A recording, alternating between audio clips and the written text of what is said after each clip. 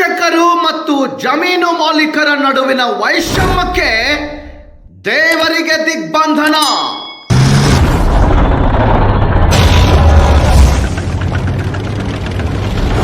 ಗೋಕಾಕ್ ತಾಲೂಕಿನ ಕಪರಟ್ಟಿ ಗ್ರಾಮದಲ್ಲಿ ವಿಚಿತ್ರ ಘಟನೆಯೊಂದು ಬೆಳಕಿಗೆ. ಕಳೆದ 18 ತಿಂಗಳಿಂದ ಶ್ರೀ ದುರ್ಗಾ ಪರಮೇಶ್ವರಿ ದೇವಸ್ಥಾನಕ್ಕೆ ಬೀಗ ಹಾಕಿದ್ದು ಯಾರು? ಹಲವು ತಿಂಗಳಿಂದ ಕುಲಗೋಡ್ ಪೊಲೀಸ್ ಠಾಣೆಯಲ್ಲಿರುವ ದೇವಸ್ಥಾನದ ಬೀಗದ ಕೈ ಕೇಳಲು ಹೋದ್ರೆ ಪೊಲೀಸರು ನೀಡುತ್ತಿಲ್ಲ. ಯಾಕೆ? ದೇವಸ್ಥಾನದ ಅಕ್ಕಪಕ್ಕದ ಜಮೀನು ಮಾಲೀಕರಿಂದ ಅರ್ಚಕನಿಗೆ ಬೆದರಿಕೆ ಆರೋಪ. ಹೌದು, ನಮ್ಮ ದೇವಸ್ಥಾನಕ್ಕೆ ನಿಮ್ಮ ಮುಂದಾಳತ್ವ ಬೇಡ ಅಂದಿದ್ದಕ್ಕೆ 18 ತಿಂಗಳುಗಳಿಂದ ದೇವಸ್ಥಾನಕ್ಕೆ ಪಕ್ಕದ ಜಮೀನಿನವರಿಂದ ಬೀಗ ಜಡಿದ ಘಟನೆ ಗೋಕಾಕ್ ತಾಲೂಕಿನ ಕಪರಟ್ಟಿ ಗ್ರಾಮದಲ್ಲಿ ನಡೆದಿದೆ. ಕಪರಟ್ಟಿ ಗ್ರಾಮದಲ್ಲಿ ಅರ್ಚಕ ನಿಂಗಪ್ಪ ಶಿಳನವರ್ ಇವರ ಜಮೀನಿನಲ್ಲೇ 18 ವರ್ಷಗಳಿಂದ ಶ್ರೀ ದುರ್ಗಾ ಪರಮೇಶ್ವರಿ ದೇವಸ್ಥಾನ ಇದ್ದು ದಿನಾಲೂ ಪರಸ್ಥಳಗಳಿಂದ ನೂರಾರು ಭಕ್ತರು ದೇವಸ್ಥಾನಕ್ಕೆ ಬಂದು ಹೋಗ್ತಿದ್ದಾರೆ. ಮಗಳು ತೀರಿ ಹೋಗಿದ್ದ ಕಾರಣ ಅರ್ಚಕರು ತನ್ನ ಮಗಳ ಮನೆಯಲ್ಲಿ ಇದ್ದಾಗ ದೇವಸ್ಥಾನದಲ್ಲಿದ್ದ 4 ಜನ ಯಾರಿಗೂ ತಿಳಿಯದ ಹಾಗೆ ದೇವಸ್ಥಾನದ ಪಕ್ಕ ಇರುವ ಕೆನಾಲ್ದಲ್ಲೇ ನಿಧಿ ಇರಬಹುದೆಂದು ಊಹಿಸಿ ಅಗೆಯೋದನ್ನ ಪಕ್ಕದ ಜನ ನೋಡಿ ಪೊಲೀಸರಿಗೆ ಕರೆ ಮಾಡಿ ಅವರ ಮೇಲೆ ಕುಲಗೋಡ್ ಪೊಲೀಸ್ ಠಾಣೆಯಲ್ಲೇ ಪ್ರಕರಣ ದಾಖಲು ಮಾಡಿ ಎಫ್ಐಆರ್ ಕೂಡ ಆಗಿದೆ. ಹೇಗಿದ್ದರೂ ಮೊದಲೇ ಅರ್ಚಕರ ಜೊತೆ ವೈಷಮ್ಯ ಇಟ್ಟುಕೊಂಡಿದ್ದ ಪಕ್ಕದ ಜಮೀನಿನವರು ಇದನ್ನೇ ನೆಪ ಒಡ್ಡಿ ದೇವಸ್ಥಾನಕ್ಕೆ 16 ತಿಂಗಳುಗಳಿಂದ ದೇವಸ್ಥಾನಕ್ಕೆ ಬೀಗ ಜಡಿದು ಅಟ್ಟಹಾಸ ಮೆರೆದಿದ್ದಾರೆ. ಅಷ್ಟೇ ಅಲ್ಲದೆ ದೇವಸ್ಥಾನ ತೆಗೆಯಬಹುದು, ಆದರೆ ಅರ್ಚಕ ಮಾತ್ರ ದೇವಸ್ಥಾನಕ್ಕೆ ಬರೋ ಹಾಗಿಲ್ಲ ಅಂತ ದರ್ಪ ತೋರ್ತಿದ್ದಾರೆ.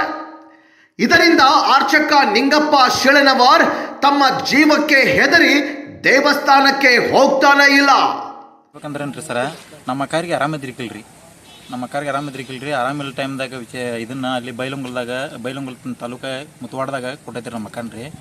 ಕೊಟ್ಟ ಟೈಮ್ದಾಗ ಏನಾಯ್ತು ಅವ್ರಿಗೆ ಆರಾಮಿಲ್ಲ ಟೈಮ್ದಾಗ ಕ್ಯಾನ್ಸರ್ ಆಗಿತ್ತು. ಕ್ಯಾನ್ಸರ್ ಆದಕ್ಕೂ ಅವ್ರು ಹಾಸ್ಪಿಟಲ್ದಾಗ ಇಟ್ಕೊಂಡು ಒಂದು ತಿಂಗಳು ಇಟ್ಕೊಂಡ್ರಿ. ಅವರು ಡೆತ್ ಆದ್ರಿ. ಡೆತ್ ಆದ್ಕೊಂಡ್ರಿ ಮನೆಗೆ ಹೋಗೋಬ್ರು ಮಂದಿ ಇರ್ತಿರ್ಲ. ಮನೆಗೆ ಹೋಗೋಬರು ಮಂದಿರ ಅಂದ್ರೆ ನಾವೇನೈತಿಲ್ಲ ಅಲ್ಲೇ ಉಳಿದ್ರಿ. ಒಂದು ಸ್ವಲ್ಪ ಇಲ್ಲಿ ಪೂಜೆ ಮಾಡಕ್ಕೆ ಒಂದು 4 ಜನ ಗುಡಿಯಾಗಿದ್ರು. ಅವ್ರು ಆಲ್ರೆಡಿ ಫೈಲ್ ನಾವಿದ್ದಾಗ ಅವರು ಇದ್ರು. ಅವ್ರಿಗೆ ಆರಾಮಿದ್ರಿಕಿಲ್ರಿ. ಇಲ್ಲೇ ದೇವರಿಗೆ ನಡ್ಕೊಂಡು ದುರ್ಗಾ ಪರಮೇಶ್ವರಿಗೆ ನಡ್ಕೊಂಡು ಒಂದು ಸ್ವಲ್ಪ ಚಲೋ ಆಗಿ ಇಲ್ಲೇ ನಾವು ಇಲ್ಲೇ ಉಳಿದಿರೋವ್ರಿ. ಆ ಟೈಮ್ದಾಗ ನಾವು ಅಲ್ಲಿ ಉಳಿದ ಟೈಮ್ದಾಗ ಗುಡಿ ಪೂಜೆ ಅದು ಮಾಡ್ಕೊತ ಹೋಗಪ್ಪ ಚೆನ್ನಾಗಿ ಒಂದು ಸ್ವಲ್ಪ ಅಂತ ಹೇಳಿದ್ವಿ.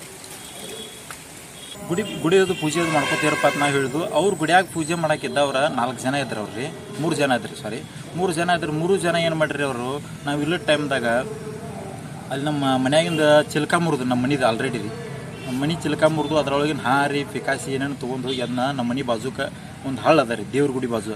ಆ ಹಳ್ಳದೊಳಗೆ ಹಡ್ಡಿದಾರೆ ರೀ, ಒಂದು 2-3 ಫೂಟ್ ಹಡ್ಡಿದಾರೆ ರೀ.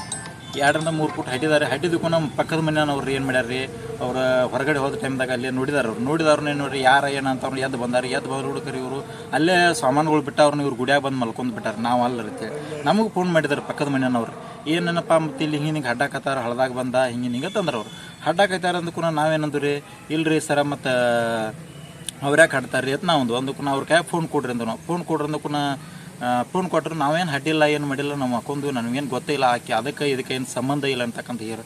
ಈಗ ಹಡ್ಡಿದ್ರೆ ಹೇಳ್ರಿ ಅಂತಕ್ಕಂತ ನಾವು ಹೇಳಿದ್ವು. ಹಡ್ಡಿದ್ರೆ ಹೇಳ್ರಿ ಅಂದಕ್ಕೂ ನಾವು ಹಡ್ಡಿಲ್ಲ ಅಂದಕ್ಕನ ಯಾರು ಹಡ್ಡ್ಯಾರು ಬಿಟ್ಟಾರ ಅಂತಕ್ಕಂಥ ಮುಂಜಾನೆ ವಿಚಾರ ಗೊತ್ತಾಕೈತಿ. ನನ್ನ ತೆಕೊಂಡು ಬೈಕ್ ಇಲ್ಲ, ನನ್ನ ಬೈಕ್ ಏನೈತಿಲ್ಲ, ಫೋಟೋಗ್ರಾಫರ್ ಹೋಗ್ಬೋದು ನಾನು, ಮುಂಜಾನೆ ಬರ್ತು ಬೆಳಿಗ್ಗೆ ಅಂತ ನಾ ಹೇಳಿದ್ದೆ. ನಾನು ಮುಂಜಾನೆ ಬರ್ತು ಬೆಳಿಗ್ಗೆ ಅಂತ ಹೇಳಿದ್ಕೊಂಡು ಮುಂಜಾನೆ ಮಟ್ಟ ಆಯ್ತು ಬಾರಪ್ಪ ಹಂಗ್ರಂದ್ರು. ಮತ್ತೊಂದು ಅರ್ಧ ಗಂಟೆ ಬಿಟ್ಟು 12 ಗಂಟೆ ಸುಮಾರು ನೈಟ ಬರಬೇಕು ಈಗ ಸದ್ದ ಅಂದರು. ಬೈಕ್ ಇಲ್ಪ ನನ್ನ ಕಡೆ ಬರಾಕಂತಕ್ಕಂತ ಹೇಳಿ ಆ ನಂತರ ಟೇಷನ್ಗೆ ಕಾಲ್ ಮಾಡ್ಯಾರ ಅವ್ರ ಮನೆ ಪಕ್ಕದ ಇದ್ದಾವೆ. ಯಾವ ಸ್ಟೇಷನ್ ರೀ? ಕುಲಗೋಡ್ ಟೇಷನ್ಗೆ ರೀ, ಗೋಕಾಕ್ ತಾಲೂಕು ಕುಲಗೋಡ್ ಟೇಷನ್ಗೆ ಫೋನ್ ಮಾಡ್ಯಾರ. ಫೋನ್ ಮಾಡಿದ್ಕೊಂಡು ಟೇಷನ್ದವ್ರು ಬಂದವ್ರನ್ನ ಅವ್ರನ್ನೇನು ಎನ್ಕ್ವೈರ್ ಮಾಡ್ಯಾರ, ಏನು ಮಾಡ್ಯಾರ ಗೊತ್ತಿಲ್ಲ ರೀ ನನಗೆ. ಮಾತಾಡಿದವ್ರನ್ನ ಆನಂತರ ಮನೆ ಇದನ್ನು ಗುಡಿ ಚಾವಿಯನ್ನು ಟೇಷನ್ದವ್ರು ಹಾಕ್ಯಾರ ಗೊತ್ತಿಲ್ಲ ರೀ, ಅವ್ರು ಹಾಕ್ಯಾರ ಗೊತ್ತಿಲ್ಲ ರೀ. ಚಾವಿ ಮಾತ್ರ ಟೇಷನ್ದಾಗ ಐತೆ ಅಂತ ಹೇಳ್ತಾರೆ ರೀ. ನಾವಂತೆ ಅವ್ರನ್ನ ಕೇಳ್ರೆ ನಾವು ಹಾಕಿಲ್ಲ ಅಂತಾರೆ ರೀ. ಟೇಷನ್ದಾಗೂ ಪೊಲೀಸರಾದ್ರು ನಾವಾರ ಯಾಕೆ ಹಾಕೊಂಡ್ರಿ, ಗುಡಿ ಚಾವಿ ಇಲ್ಲಿ ಹಾಕ್ತಾರಂತ ಇವ್ರು ಕೇಳ್ತಾರೆ ರೀ. ಆ ವಿಚಾರ ಇಟ್ಕೊಂಡು ಏನೈತಿರಲಿಲ್ಲ ನಾವು ಇಲ್ಲಿ ಟೇಷನ್ಗೆ ಬಂದ್ವಿ. ಇತ್ತ ದೇವಸ್ಥಾನದ ಬೀಗ ಕುಲಗೋಡ್ ಪೊಲೀಸ್ ಸ್ಟೇಷನ್ ನಲ್ಲಿ ಇರೋದ್ರಿಂದ ಅರ್ಚಕರು ಮತ್ತು ಕೆಲ ಹಿರಿಯರು ಬೀಗದ ಕೈ ಕೇಳಲು ಹೋದ್ರೆ ಅವರಿಂದ ಯಾವುದೇ ತರಹ ಸ್ಪಂದನೆ ಸಿಗುತ್ತಿಲ್ಲ ಅಂತ ಅರ್ಚಕರ ಮಗ ತಮ್ಮ ಅಳಲು ತೋಡಿಕೊಂಡಿದ್ದಾರೆ. ಆರೋಪಗಳು ಮಾಡ್ಕೋತಾರೆ, ಹೇಳಕತ್ತಾರೆ, ಹಂಗೆ ಮಾಡ್ತಾರೋ ಹಿಂಗೆ ಮಾಡ್ತಾರೆ ಅಂತಕ್ಕಂಥದ್ದು. ಅದೇನಾರು ಆರೋಪ ಲೀಗಲ್ ಆಗಿ ಅಂತಕ್ಕಂಥದ್ದು ಅವ್ರು ಪ್ರೂಫ್ ಮಾಡಿದಾರ ಏನು ಶಿಕ್ಷೆ ಕೊಡ್ತಾರೆ ಅದಕ್ಕೆ ನಾವು ಅನುಭವಿಸೋಕೆ ರೆಡಿದು. ಸ್ಟೇಷನ್ಗೆ ಎಷ್ಟು ಸರ್ ಬರೋದು ರೀ? ಪೊಲೀಸ್ ಸ್ಟೇಷನ್ ಕಮ್ಮಿ ಇಲ್ಲಂದ್ರೆ ಈಗ ನಾವು 2 ವರ್ಷ ಹತ್ರ ಬರಾಕೈತೆ ರೀ, ಸರಾಸರಿ 2 ವರ್ಷ ಸನೇಕಾಯ್ತು ರೀ. 18ರಿಂದ 20 ತಿಂಗಳಾರ ಆಗಿರ್ಬೇಕು. ಕಮ್ಮಿ ಇಲ್ಲಂದ್ರೆ ಒಂದು 20ರಿಂದ 25 ಸಲ ಬಂದು ಹಿರಿಯರು ಬತ್ತು ಎಲ್ಲರೂ ಬಂದು ಹೋಗಿದ್ದು ರೀ. ಅದಕ್ಕೇನು ಪೊಲೀಸ್ ಸ್ಟೇಷನ್ದಾಗ ಹೋದ್ರೆ ಸ್ಪಂದಿಸ್ಬಾರ್ದು ನಮಗೆ ರೀ. ಅಲ್ಲಿ ಹೋಗು ಇಲ್ಲಿ ಹೋಗು, ಆ ಹಿರಿಯರನ್ನ ಹಿರಿಯರನ್ನ ಕರ್ಕೊಂಬರಕ್ಕೆ ಹೋದಕ್ಕೂ ಅವ್ರಂತಾರು ನೀವು ಒಟ್ಟು ಏನಂತಿರಲ್ಲ ಗುಡಿ ಕೀಲಿ ತೆಗೆದು ಕರಿ, ಆದ್ರೆ ನೀವು ಅಲ್ಲಿ ಹಾಯಂಗಲ್ಲ ಇಲ್ಲಿ ಹಾಯಂಗಲ್ಲ ಅಂತಾರೆ. ಮತ್ತು ಇನ್ನು ಕಾಲಿನ ತಲೆ ಮ್ಯಾಗ ಇಟ್ಕೊಂಡು ಹೋಗಿ ನೋಡ್ರಿ ನಾವು. ನಿಮ್ಮ ಹೆಸರು ಏನು ಬೇಕ್ರಿ ಅರ್ಚಕರಿಗೆ ನಾನು ಮಗ ಆಗ್ಬೇಕ್ರಿ, ಕಿರಣ್ ಸೀಳ್ ಅವ್ರು ಹೇಳ್ರಿ ನನ್ನ ಹೆಸರು. ಹಾಂ ರೀ. ಇನ್ನು ದೇವಸ್ಥಾನಕ್ಕೆ ಬೀಗ ಹಾಕಿದವರನ್ನ ಕೇಳಿದ್ರೆ ಜಮೀನು ಅವರದು, ದೇವಸ್ಥಾನ ಅವರದು, ನಾವು ಬೀಗ ಹಾಕಿಲ್ಲ, ಕುಲ್ಗೋಡ್ PSI ಹಾಕಿದ್ದಾರೆ, ನಾವು ಬೀಗನೇ ಹಾಕಿಲ್ಲ ಅಂದಾಗ ನಾವೇಕೆ ಪೊಲೀಸ್ ಸ್ಟೇಷನ್ಗೆ ಬರಬೇಕು ಎನ್ನುತ್ತಿದ್ದಾರೆ ಪಕ್ಕದ ಜಮೀನಿನ ಮಾಲೀಕರು. ಹೀಗಿರುವಾಗ ಕುಲ್ಗೋಡ್ ಪೊಲೀಸರು ಯಾಕೆ ದೇವಸ್ಥಾನದ ಬೀಗ ಕೊಡುತ್ತಿಲ್ಲ ಎಂಬುದು ಸಂಶಯಕ್ಕೆ ಎಡೆ ಮಾಡಿಕೊಟ್ಟಿದೆ.